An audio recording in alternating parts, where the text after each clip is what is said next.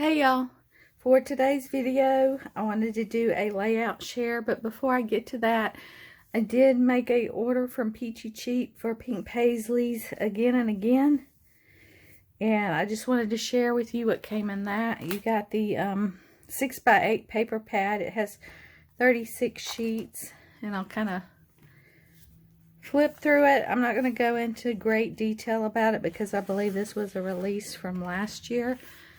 But I saw it and I really liked the colors of this collection. It had like a lot of mauves and blues. A little bit of green. And there's a wood grain. A stripe. Just thought it was really cute. And it gives you just enough product, but not too much that came. And I forget how much it was. But it wasn't that expensive. And then it's on repeat. Then you got this little embellishments, 20 pieces. There are some clips, gold clips. And you get these little sequins pack. And then you get these stained wood veneer pieces, some hexagons, and some little banner shapes, and that same little, almost like a star design. And then came this ephemera pack, 40 pieces, and I'm going to show you on the back what's in that, because it is from 2019, so a lot of you have seen this before or own it. And you got the stamp set, and this has 19 stamps. I thought these right here, this little design here is really cute. And then you got a pack of thickers. And I really like the color of gold that's in this line, because it's not real bright and shiny. It's more kind of a duller gold, which I prefer that over the bright and shiny. And I absolutely love this right here. I wish they had made like a one long enough for, like, you know, border strip. So that is what I got from Peachy Cheap. And for my layout share is a continuation of some 1970, I think it was 72 Disney photos. And this is a sketch from Scrapbook Generation, so I can't share the sketch. It's paid content, but it's from the whole picture number 2. And what I really like about those sketches, there's the whole picture and the whole picture 2, is you just use your 4x6s, so you just you don't trim them or anything. It's just made to use your 4x6 photos as is. And so I pretty much followed the sketch. I don't think I can get both pages in frame, but on the first page, it's titled Magic Kingdom, because back then Magic Kingdom was the only part of Walt Disney World, or part of Disney World. The other parks were not in existence, so all you had was Magic Kingdom. And I started with my first photos, a picture of the castle. And then this is my sister on the merry-go-round, and here is Snow White and some of the dwarfs. It looks like, I don't know if it was part of a parade. I don't think so, because it looks like they're in a circle, but you've got some music playing right there. And it's just kind of neat to see the costumes from back then, the character costumes. And for my journaling, because there's very little I remember about that trip, because I was so young.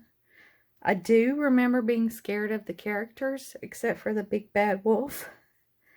And that's the only thing I remember about it, but I talked to my parents and showed them the photos and got some of their memories.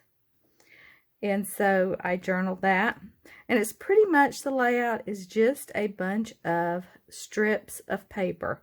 Because I used white cardstock as the background, and I did a red strip here, then a stripe strip, and then this little yellow star, and then this black piece. These were actually cut off of like a pocket card, and I ran out of room, so I found a red one, so I just cut it and added it to the bottom of that. Put a few stickers here, and then we have a bigger strip here, and mounted my photos on blue cardstock, added a sticker here and there, and then titled it Magic Kingdom. And I did some black stitching on this line and some blue stitching on this line. And so the continuation is still using strips. Here's that yellow star again, and then left some of the white background showing, then the stripe, and then did a red polka dot and a blue. Then we have the white background, and here's that multicolored star and the yellow star again. And then also did some stitching with the blue and the black, and then black and the blue. And as a reminder, when you do stitching and you know you're going to cover it with a photo, you don't have to stitch the whole page. You just stitch. You estimate where your photos are going to be, and then you just stitch. And you see what I did? I forgot about it, and I stitched that whole first line. I poked the holes for the second one and then said, "What are you doing?" Because all that I stitched is underneath the photos. And I just wasn't paying attention. So, but you can see how much you save on stitching if you just stitch where your photos are at. So on this one, there's no backing on the photos. I just put them down. There's 4 4x6s, and put a sticker in the center with a couple other little stickers. And this is a parade that says Pooh for President, and this was also on the Disney grounds. These were seats, and they did like a ski show. And then here is just with the big bad wolf, and there's one of the pigs from the 3 Little Pigs. And so the one thing I noticed when I was documenting these is my father is not in any of the photos. In the previous photos, my mom was in there. This is my grandmother. I was in the photos. That's my mom. There's me and my sister. And my dad's not in the photos because he was behind the camera. But luckily, we have movie film that my grandmother took. And also my mom. So hopefully my dad is in some of those movie films. I know he'll be in the films that my grandmother took, because my dad probably took the movie film from with his camera, because he was kind of the memory documenter in the family. He always liked to mess around with photography, and so he was always the one taking photographs. So I don't have any pictures of him, and that's just a reminder to you to make sure you hand your camera over to somebody else and let them get some photos of you. Don't always be the photo taker.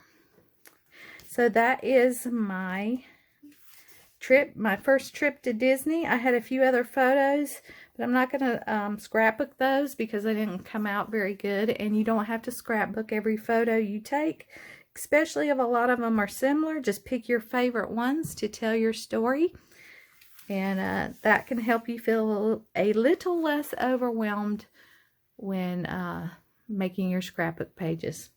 So that's it, and we'll see you next time. Bye.